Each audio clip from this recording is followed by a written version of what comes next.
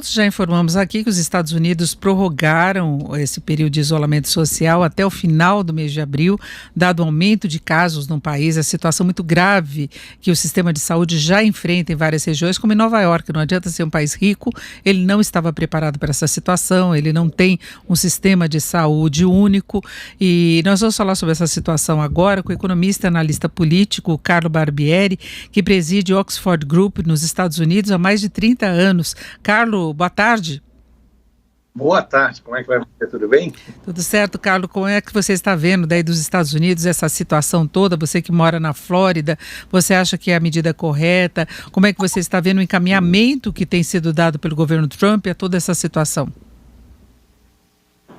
Olha, é realmente uma situação interessante que a gente vê aqui, diferente de alguns países. Claro que cada país tem uma diferença, e cada país tem uma diferença, inclusive regional, muito grande, né? Aqui, você vê que a crise maior está em Nova York, primeiro porque realmente não estava preparada, e segundo porque tentou manter uma abertura para a área comercial por um tempo maior do que a ciência orientava. O governo Trump tem uma posição pró-empresa, mas ele tem acatado muito a orientação dos seus assessores na área de saúde. Ele pretendia, inclusive, reabrir o comércio a partir da Páscoa, ou antes da Páscoa, mas voltou atrás porque, segundo os estudos, isso poderia levar a quase 2 milhões de mortes nos Estados Unidos. Mesmo assim, acho eu, a gente deve ter alguma coisa possível em torno de 200 mil mortes. O governo Trump tem atacado de todas as maneiras. Eu acho que nenhum governo está assistindo tanto a sua população e a sua classe empresarial como o governo Trump tem feito aqui. Você viu, foram 2,3 trilhões de dólares oferecidos para as empresas, as pessoas. Cada família vai receber pelo menos $1.200 a partir agora da semana que vem. As empresas aéreas estão recebendo recursos. O Fed, que seria o Banco Central aí no Brasil, liberou $1,5 trilhão para dar tranquilidade aos bancos na sua liquidez, e as empresas agora com essa nova medida a partir do Small Business Administration, ou seja, todas as empresas de menos de 500 empregados têm direito a pleitear recursos de $50 a $100 mil online, ou seja, não precisa correr por uma burocracia física ou presencial para obter esses recursos. Enfim, eu vejo que a população está confiante nas medidas do governo, ela está intranquila com relação ao esse vírus que vem da China, mas ela está vendo que há uma ação positiva, inclusive vencendo os embates ideológicos feitos pela oposição e levando a situação de expectativa e esperança realmente por parte da população e dos empresários em geral. Agora, do ponto de vista político, você acha que Trump pode sair muito prejudicado pela postura que ele assumiu desde o início? Porque algumas pesquisas apontam aí talvez uma perda de terreno, não é? Olha, veja, tanto aí no Brasil como aqui nos Estados Unidos, a gente vê que as pesquisas não transmitem exatamente a realidade, né? Porque se a pesquisa elegesse gente, o Trump não seria eleito, nem o Bolsonaro, né? Mas o que a gente pode verificar? Nós estamos com problemas aí no contato com o Carlo Barbieri, nós vamos retomar a conversa com ele. Carlo Barbieri, que vive na Flórida, ele é economista, analista político, ele preside o Oxford Group e ele estava falando antes essa questão das pesquisas que já cometeram erros no passado, mas eu queria saber, Carlo, agora que retomamos a conversa, qual a sua percepção, então, em relação a esse cenário político nos Estados Unidos? Olha, eu acho que no momento a preocupação não deve ser tanto a questão eleitoral.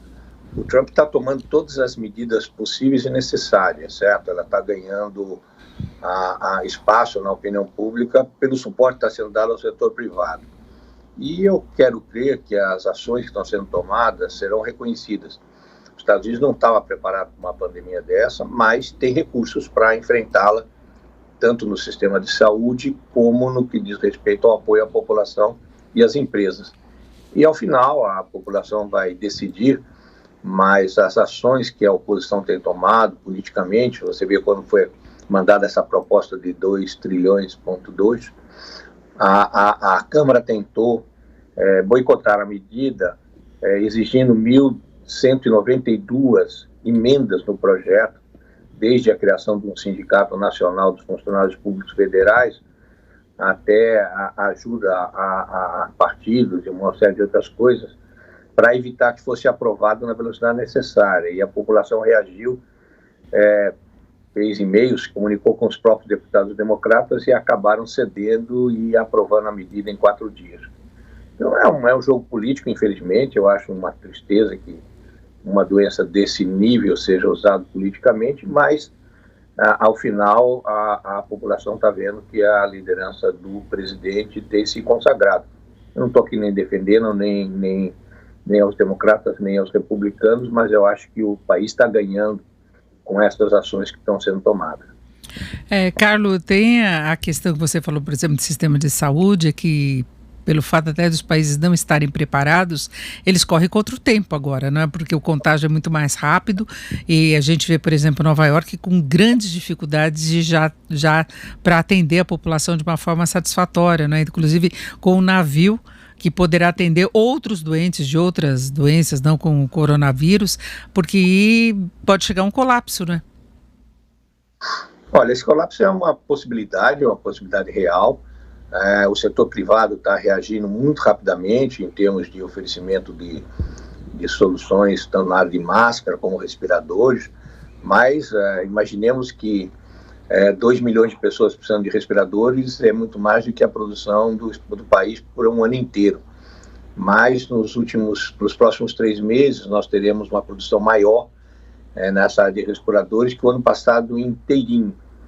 E foi feito um apelo pelo presidente ontem, no sentido que os hospitais que têm alguma sobra, alguma reserva desse equipamento cedam para os hospitais locais que não têm. E há uma solidariedade muito grande, você vê as pessoas entregando comida aos mais necessitados nas suas próprias casas, as pessoas de idade, e gradualmente está havendo um movimento de solidariedade muito grande.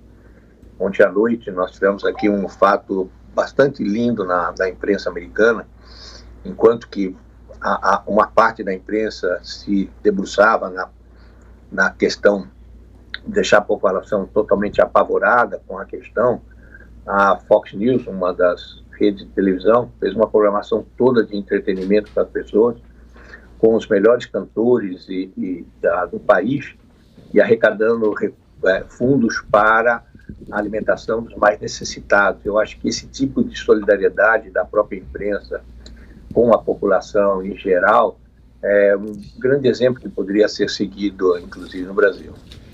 E tem que ter solidariedade também. Agora, você tem informações de como é que está sendo o tratamento às pessoas de fora? Porque nós tivemos aí o registro de vários aviões que vieram dos Estados Unidos antes dessa questão toda da pandemia, trazendo de volta brasileiros que entraram nos Estados Unidos de uma forma irregular.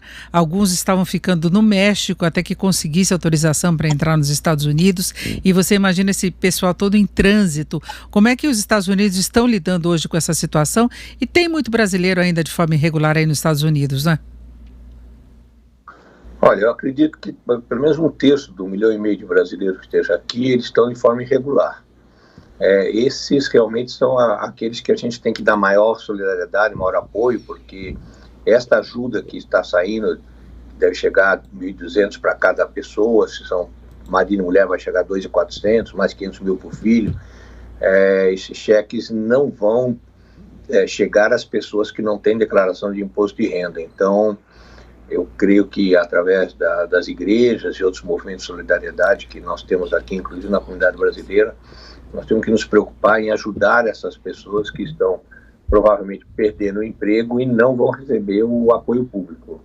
Você levantou uma questão bem importante, que é do indocumentado aqui, que vai estar fora dos planos gerais de apoio do governo nessa fase crítica. A OMS está recomendando, inclusive, que as pessoas tomem muito cuidado com os refugiados, porque os governos podem querer cuidar melhor da população local, de quem está regularizado, agora eles também podem ser um foco de doença e ter a questão humanitária que está muito bem colocada, né? A gente já tem informações de brasileiros, por exemplo, se ajudando, né, através de alimentação, porque muita gente fica sem emprego agora, até porque eram empregos precários, né? E restaurantes fecham, lojas, comércios, aqueles trabalhos que normalmente estão feitos por alguém que está irregular, né?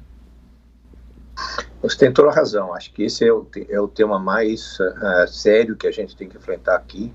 Nós temos visto uma solidariedade muito grande entre os brasileiros e da população em geral, não apenas de brasileiros, a própria população americana, buscando as entidades que estão se organizando para prestar esse auxílio. Porque também é muito difícil, e nós entendemos isso, que o governo se disponha são 26 milhões de pessoas não regulares nos Estados Unidos. Então, são quase 10% da população do país. E como chegar a essas pessoas é mais difícil, porque eles não constam dos cadastros, eles não têm fichas, etc. Então, agora é realmente uma ação humanitária que tem que ser ampliada entre os originários de cada país e aqueles que estão aqui, mesmo que de forma irregular, para solucionar. Fora o fato que você falou, e é muito sério, essas pessoas, se não assistidas, inclusive em termos de saúde, podem ajudar a espalhar a doença, mesmo sem o querer, porque eles não tendo esta ajuda, eles não têm nem a quem recorrer. Foi aberta aqui a alternativa, todas as pessoas, independente do seu status, eles podem e devem relatar o seu caso e receber assistência médica nos locais. A questão é dar coragem a essas pessoas de enfrentarem essa situação, sabendo que estão irregulares e temendo, de repente, uma futura retaliação. Exatamente, depois que passar a crise, né, provavelmente entram na lista dos que podem ser até expulsos do país. Mas é isso, Carlo Barbieri, eu quero agradecer muito a sua participação. O Carlo, que é economista, analista político e presidente da Oxford Group. Carlo, muito obrigado, uma boa tarde. Obrigado para você, obrigado pela oportunidade, conte sempre conosco.